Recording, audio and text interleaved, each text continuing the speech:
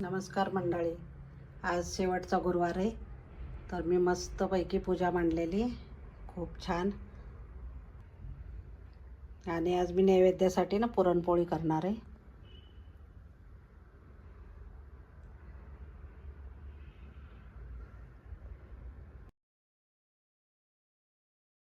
मंडळी, आता मी पुरणसाठी डाळ घेतलेली, चण्याची डाळ आहे, 2 कप घेणार आहे.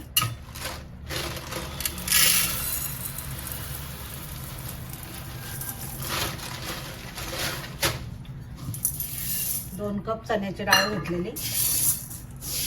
त्याच्यामध्ये काय आहे का बघते, पण हे घरचीच डाळ आहे त्याच्यामुळे अजिबात काय नाही आहे. तर थोडंसं तेल टाकायचं,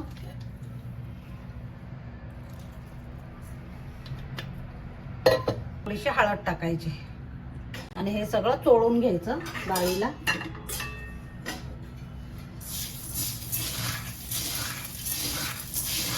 हे पहिले पूर्वीचे लोक असेच करायचे.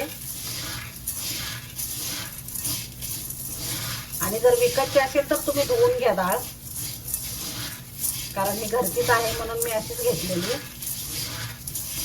आणि ह्याला काही पावडर वगैरे काही लावलेलं नाहीये मी. हे बघा, आता गरम पाणी केलेलं आहे.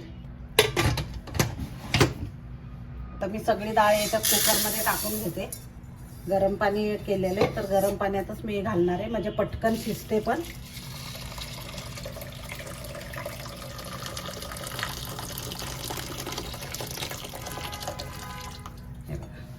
आता ह्याला 4 शिट्ट्या काढून घेणार आहे. 1 शिट्टी मोठ्या गॅसवर ठेवायचं आणि बारीक करायचा नंतर गॅस 3 शिट्ट्या.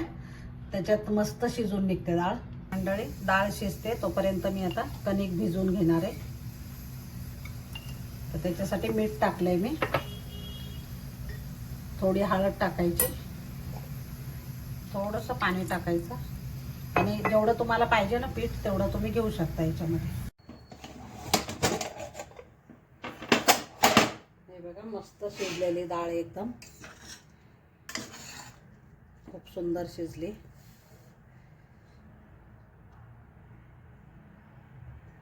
तर आता ह्याच्यातलं पाणी काढून घ्यायचं. अशी एक खाली भांडं ठेवायचं आणि त्याच्यावर चाळणी ठेवायची आणि त्याच्यावर ही सगळी ओतून घ्यायची डाळ.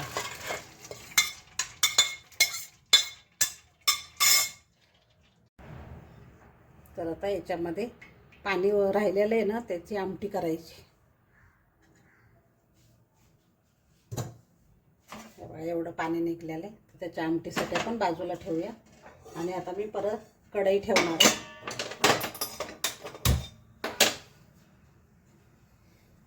आणि हे पूर्ण डाळ आता कढईत टाकून घ्यायची.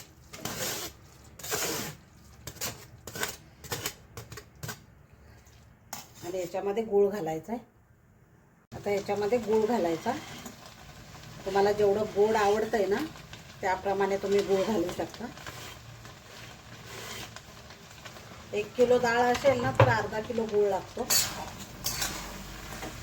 आणि सगळं मिक्स करून घ्यायचं, मस्त परतून घ्यायचं. हे गूळ पूर्ण वितळला पाहिजे. त्याच्यात थोडंसं मीठ टाकायचं. गोडाचा पदार्थ असतो ना, मीठ घातलं की त्याची चव दुप्पट होते, त्याच्यामुळं थोडंसं मीठ घालायचं. आणि बाकीचे पण आहेत, आपण सुंठ पावडर टाकणार आहे, बडीशोप पावडर, ते थोड्या वेळाने टाकायचं, आताच नाही. तर मंडळी, आता वेलची पूड टाकायची. हे जायफळ पण आहे त्याच्यात, वेलची आणि जायफळ दोन्ही. बडीशोप पूड टाकायची.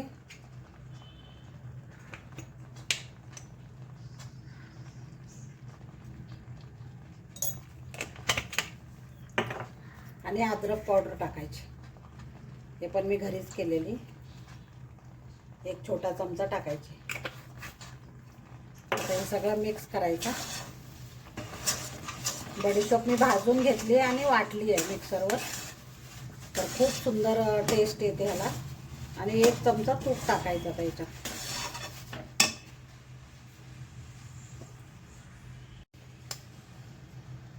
एक चमचा तूप टाकायचं. खूप मस्त होतात पुरणपोळ्या एकदम. आणि आता पुरण झालंय की नाही हे कसं कळतं, कारण किती पातळ आहे आणि किती हे आहे. तर हे असं मधोमध एकदम उलातनं ठेवायचं. ते पडलं तर आणखीन झालेलं नाही आहे आपलं पुरण. हे बघा आणखीन पडतं हे. आता तुम्ही बघू शकता जरा घट्ट झालेलं आहे.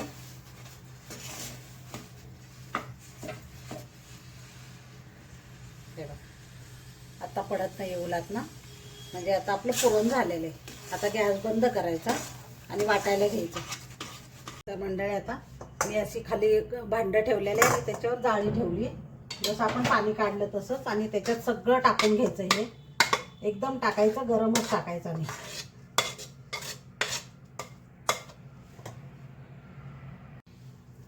आता असं काही घ्यायचं तुम्ही, फुलपात्र घेतलं तरी चालेल किंवा मग तांब्या घेतला तरी चालेल, आणि असं पुरण वाटून घ्यायचं. हे तुमच्याकडे जर नसेल ना पावभाजीचं, ह्याच्याने पटापट होतं बघा, 2 मिनिटात तर पुरण वाटून होते.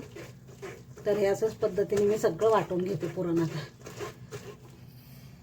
हे बघा सगळं पुरण वाटून झालं आणि किती मस्त झाले बघा. खूप छान होतं, एकदम बारीक होतं आणि पटापट होतं. एक 10 मिनिटात तर पुरण वाटून झालं. तर आता कणिक भिजवून घेते. आता ही कणिक मी परातीत टाकलेली. आता हे पूर्ण पाणी काढून टाकते आणि मग भिजवायला घेते.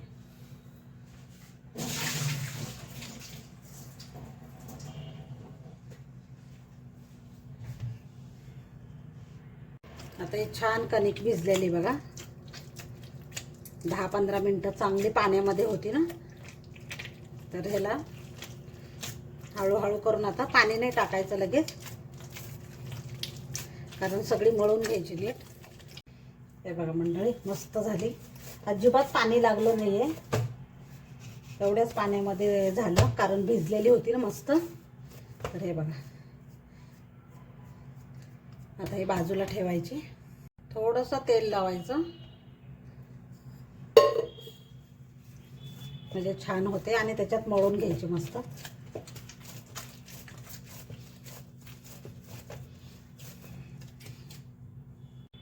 आता बघू शकता तुम्ही किती छान गोळा झालेला आहे.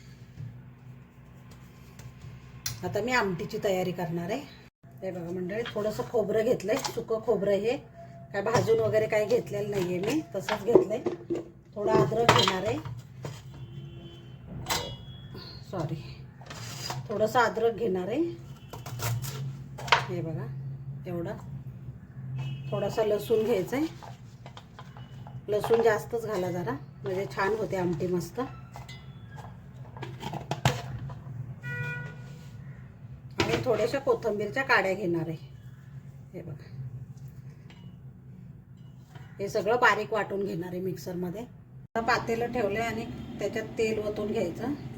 थोडंसं कटाची आमटी त्याच्यामुळे जास्त तेल लागतं. थोडंसं तेल तापलं की मोहरी टाकायची, थोडीशी जिरे टाकायचे, आणि कढीपत्ता टाकायचा थोडासा. कढीपत्ता जरूर टाका. आता हे जे केलेलं वाटण आहे ना ते टाकायचं, थोडं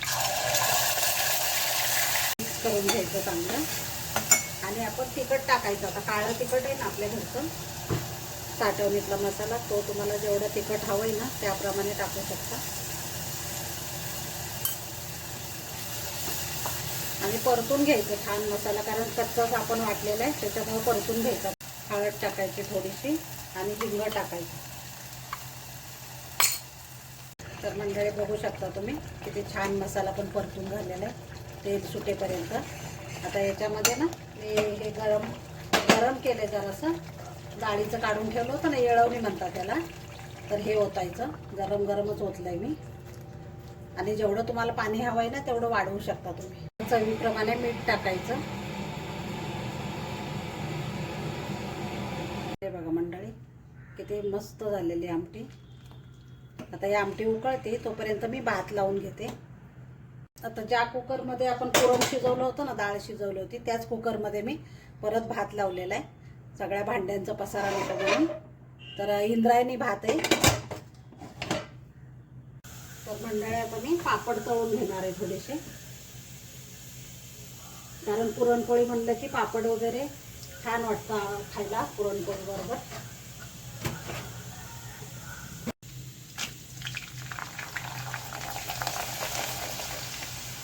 मस्त तेल तापलेलं आहे आता. आणि हे तांदळाच्या पापड्या आहेत, खूप टेस्टी लागतात या. तर मी असंच तळून घेते आता मी सगळ्या.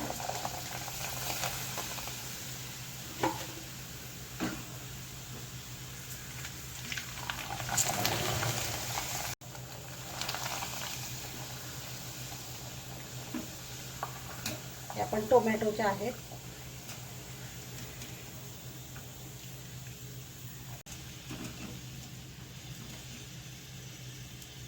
तर मंडळी आता पोळी करायला घेणार आहे मी. हे बघा मस्त भिजलेली कणिक. तुम्हाला जेवढ्या लहान मोठ्या तुमच्या याच्यावर आहे पोळ्या, तुम्हाला कशा हव्यात ते. एक गोळा घ्यायचा छोटासा, पिठात बुडवायचा आणि अशी त्याची पारी करायची मस्त.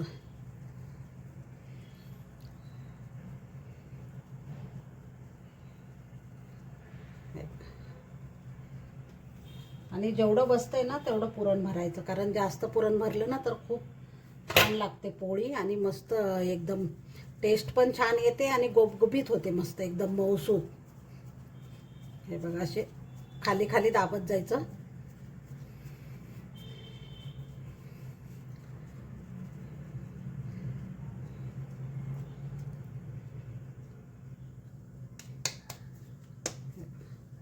आता परत पिठात बुडवायचं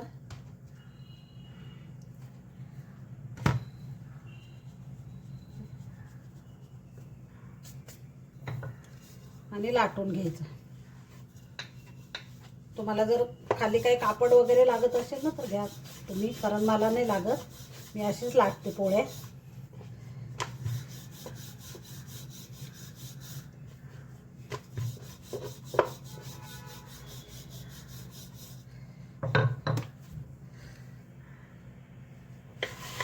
थोडंसं पीठ खाली लागतंय, चिटकणार नाही याची काळजी घ्यायची. थोडंसं कसं वाटलं तर मग पीठ थोडंसं लावायचं. हे बघा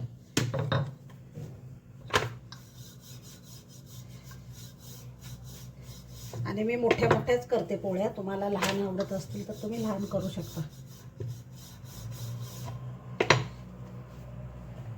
2 दिवस पण ती तशीच राहते पोळी मस्त,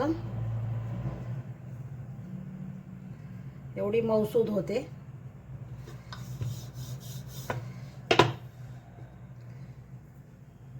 तवा तापत ठेवलेला आहे मी, तर थोडंसं तूप लावून घेते तव्याला, माझी पोळी चिटकणार नाही. मी तूपच लावते, तुम्ही तेल लावलं तरी चालेल.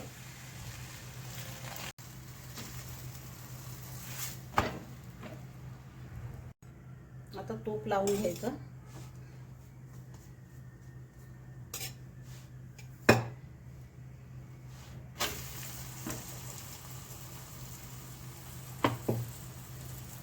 मस्तपैकी तूप लावायचं.